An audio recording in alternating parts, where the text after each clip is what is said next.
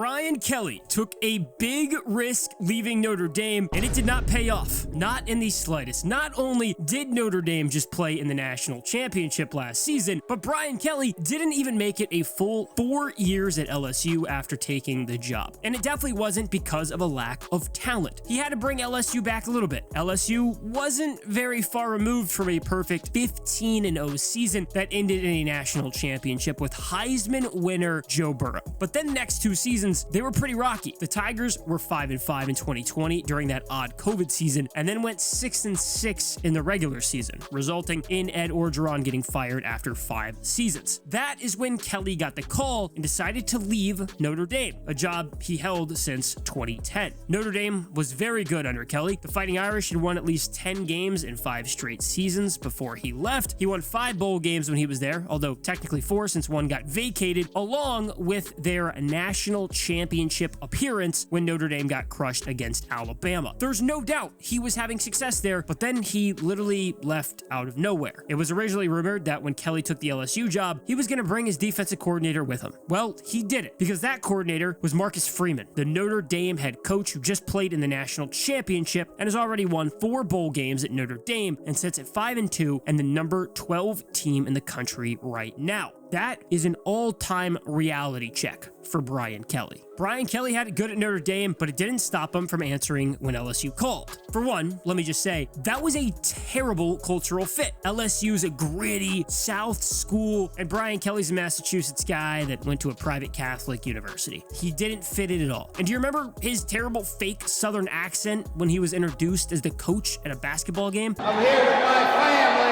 I mean, that was embarrassing and everywhere. There's a real chance that's not even the most meme-worthy moment from his time at LSU. How about the video he took with a recruit dancing? I say right foot creep, walking with that heater.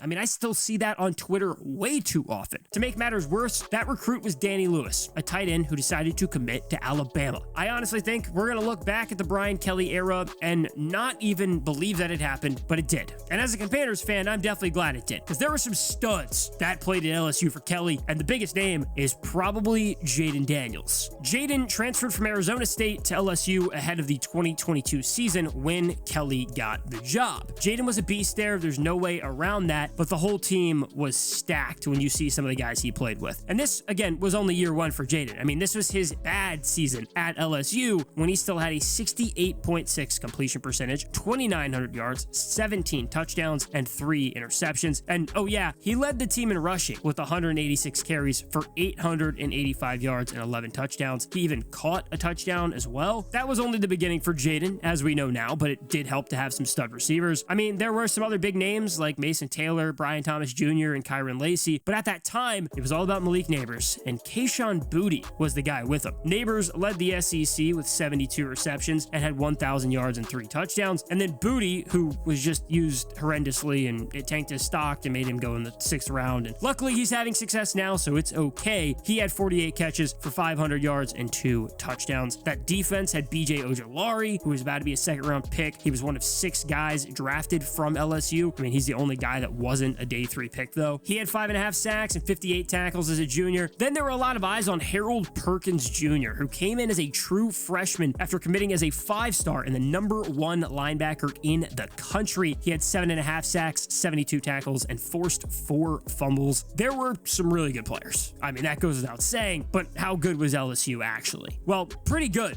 I mean, Brian Kelly turned around the program pretty fast. LSU did lose its opener against Florida State at the Superdome. That was quite the game. LSU was down with less than 5 minutes to go. Jayden ended up throwing 2 touchdowns, both to Jaray Jenkins. One came with 4:07 left, and then the other as time expired. That, in theory, should have tied the game, but the extra point was blocked. That was something. LSU then won 4 straight, ended up getting ranked at 25, but then got blown out against Tennessee at home. That was a game where Hendon Hooker just absolutely dominated. They went back to unranked, but it didn't last long. After beating Florida the next week, LSU beat number 7 Ole Miss, and it wasn't particularly close. It was a 45-20 final. That was a good team with Jackson Dart and Quinshon Judkins, Jonathan Mingo, and Malik Heath too. Yet LSU just kicked them around as Jayden threw for 2 touchdowns, ran in 3. LSU was then ranked number 10 10 in the country the next week and had to play number 6 Alabama, and that was a classic. Jayden was outrageous again. He had 14 total touchdowns in a 3-game stretch against Florida, Ole Miss, and Alabama without a pick. And yeah, that again is his down season. That was a great game in Baton Rouge against Bama. It went to overtime, then the Crimson Tide scored, and then Jayden ran in for a touchdown. LSU decided to go for 2 instead of the extra point, and there it was, Jayden to Mason Taylor for a 2-point conversion and a 32-31 crazy win. The winning streak continued to get to a total of 5 games before back-to-back losses to Texas A&M and then number 1 Georgia in the SEC championship. Jayden ended up re-injuring an already sore ankle against Georgia, so Garrett Nussmeier had to come in. Both ended up playing against Purdue in the Citrus Bowl because it was just a 63-7 blowout. That capped off a 10-4 season for LSU, where it went 6-2 in conference. For what LSU had been the past couple seasons before that, that was a good season, and Kelly was able to successfully run it back and have pretty similar results in 2023, just no SEC champ appearance. 2023, that was the year of Jayden. He threw for 3,812 yards, 40 touchdowns, only 4 picks with a 72.2 completion percentage on the ground, 135 carries, 1,134 yards, 10 touchdowns. He had 8.4 yards per attempt, the best in the country. No surprise he won the Heisman. With those big numbers, I mean, he obviously had some good targets, and that was definitely the case. Malik Neighbors was the guy. He led the conference with both 89 receptions and 1,569 yards. Then he added 14 touchdowns. Meanwhile, Brian Thomas Jr. led the country with 17 touchdowns. He got 68 passes for 1,100 yards. I mean, those two were nuts. It was like going back in time and seeing LSU dominate on offense with Joe Burrow throwing to Jamar Chase and Justin Jefferson. That is a lot of first rounders playing with each other. Jayden won the Heisman and then went second to Washington and won Offensive Rookie of the Year. And oh yeah, he made the NFC Championship as a rookie too. Then Malik Neighbors was 6th overall and Brian Thomas went 23rd. Both had over 1,200 yards receiving as rookies. The defense featured Mason Smith, who went in the second round, the only LSU guy to go day 2 before 2 more went day 3. Smith recorded 2.5 sacks, 28 tackles, and 2 passes defended playing on the edge. Harold Perkins was really good again with 5.5 sacks, 75 tackles, and an SEC best 3 forced fumbles, and he had 5 passes defended as well. LSU did start the 2023 season once again losing to FSU, but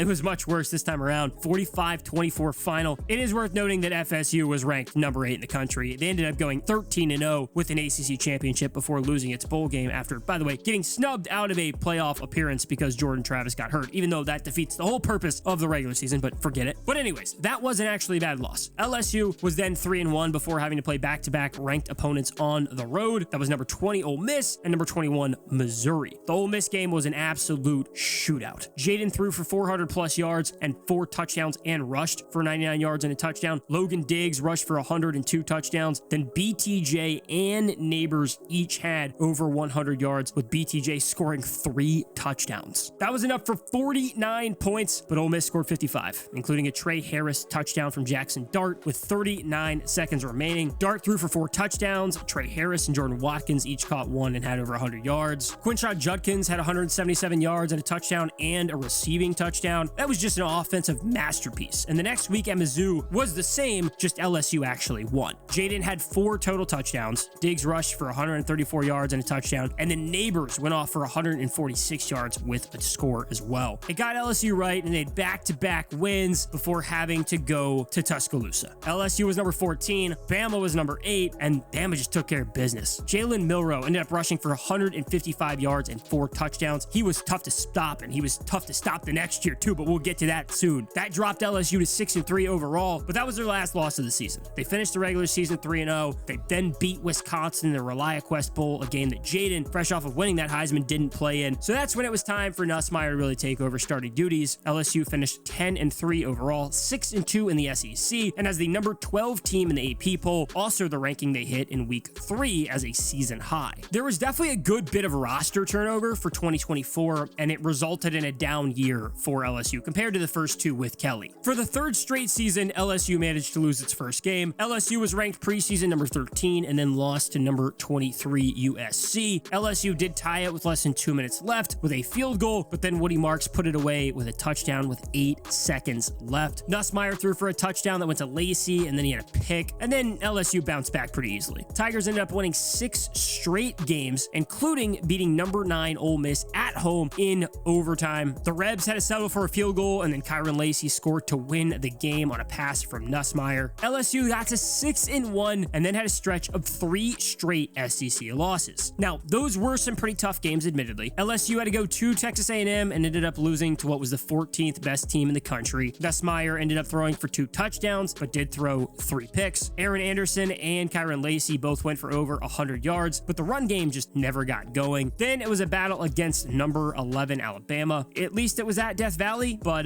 it was a blowout. Milroe rushed for 4 touchdowns again for the second straight year against LSU and had 185 yards. It was ugly. LSU struggled. Nussmeier had a touchdown to Lacey, and then he threw 2 picks. Now, no, those weren't awful losses, but the next week in the Swamp, losing to Florida was. Nussmeier threw a touchdown to Anderson, and Caden Durham rushed for 95 yards. The Anderson touchdown, I mean, that was the only touchdown of the game for LSU, and it was in the first quarter. You just can't win that way. LSU finished the regular season with back-to-back wins, and then played in the Texas Bowl where it beat Baylor. LSU finished the season 9-4 and 5-3 in the SEC. I mean, that's a good season in most programs, but not at LSU. And the statistical numbers alone were a lot lower than years previous. Nussmeier finished with a 64.2 completion percentage, 4,000 yards, 29 touchdowns, and 12 picks. Aaron Anderson had 61 catches for 884 yards and 5 touchdowns. Kyron Lacey had 58 for 866 yards and 9 touchdowns. Mason Taylor ended up with 55 catches for 546 and 2 touchdowns. And then Jayden Daniels, who is now at Miami, had 42 receptions for 480 yards. On the defense, Braden Swinson had 8.5 sacks and 59 tackles. He ended up being a 3rd-round pick. And then Savion Jones had 4.5 sacks and 40 tackles. Both of those edge guys ended up getting drafted, which is obviously a great sign for your defense. Will Weeks also broke out as a sophomore with 120 tackles, 3.5 sacks, and 4 passes defended. Yes, he was good before this season and before he started dating Lane Kiffin's daughter. And then Ashton Stamps made an impact with 12 passes defended and 50 tackles. That is a guy who is very good and has already entered the transfer portal after Kelly got fired. Now, one of the biggest strengths of that LSU 2024 team was just the offensive line. I mean, they had 4 different offensive linemen drafted. That included, of course, Will Campbell, who went to the New England Patriots 4th overall, and then Emory Jones Jr. in the 3rd round. Mason Taylor went in the 2nd round as well. I mean, there were 7 LSU guys drafted. That's a pretty high number. At the end of the day, I mean, there were a lot of positives to bring up at LSU coming into this season, but 2025 just quickly became a mess, and it got Kelly fired. LSU started this season on a very good note, beating number 4 Clemson as the 9th ranked team in the country. It was a 17-10 win where LSU scored 2 touchdowns in the second half after trailing 10-3. Nussmeier threw for 232 yards and a touchdown. Aaron Anderson had 99 yards receiving, and then Caden Durham rushed for 74 yards and a score. Now, as we now know, that wasn't that good of a win. I mean, Clemson hasn't been very good. Nonetheless, a good win for LSU at the time. LSU ended up starting 4-0. They got a win over a bad Florida team on the way. The first loss came on the road against number 13 Ole Miss. Trinidad Chambliss played unreal for the Rebs. He ended up throwing for 300 yards with a touchdown and a pick, and then rushed for 71 yards. LSU scored with about 5 minutes left on a Harlem Berry rush, but then Ole Miss never gave them the ball back. After beating South Carolina, LSU has lost back-to-back now, enough to get Brian Kelly fired. LSU lost to number 17 Vandy on the road. I mean, the doors just kept pulling away. Nussmeier played well with 2 touchdowns, but Diego Pavia just did it all. He led Vanderbilt in rushing with 86 yards and 2 touchdowns, and then threw for 160 and a touchdown. Finally, the game that ended it all, a 49-25 home loss to number 3 Texas A&M. The Tigers picked off Marcel Reed twice, but he still threw for 200 yards and 2 touchdowns and rushed for 100 yards with 2 touchdowns. Nussmeier had 168 and a touchdown. And then the Sunday after, that was it. LSU decided to move on from Brian Kelly. Athletic Director Scott Woodward announced the decision, and now Kelly is owed over $53 million in buyout money. But I mean, that's surely going to go down as the two sides negotiate. Frank Wilson, the associate head coach and running backs coach, is the interim interim. We'll get to see what the new era LSU looks like once their bye is over. And then next up